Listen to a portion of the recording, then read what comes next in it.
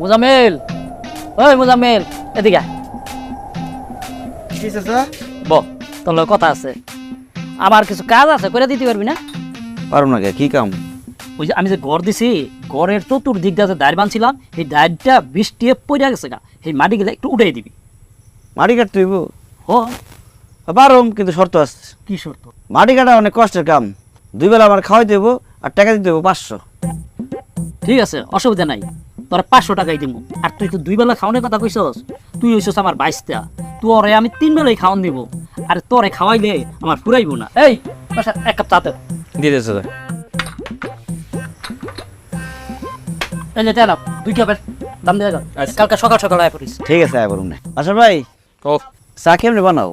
আজব কথা কইলি, 10 বছর ধরে আজকে দোকানদারি করি, আনকি তুই আমারে শিখাবি যে কেমনে চা বানাইতে হয়? চা বানানো শিখাবো কেন? জিগাইলাম যে চার মধ্যে কি কি দাও? 1 চামচ চিনি দেই, 1 চামচ দুধ দেই, আর দেই লিকার। গুঁড়াটা দিলি তো চা হয়ে জায়গা। তো আমার চাতে 1 চামচ চিনি দিও না, আধা চামচ চিনি দাও, আধা চামচ দুধ দাও, আর অর্ধেক লিকার দিবা। কে? আরে একটা মানুষের পক্ষে কি 1 কাপ চা খাওয়া সম্ভব?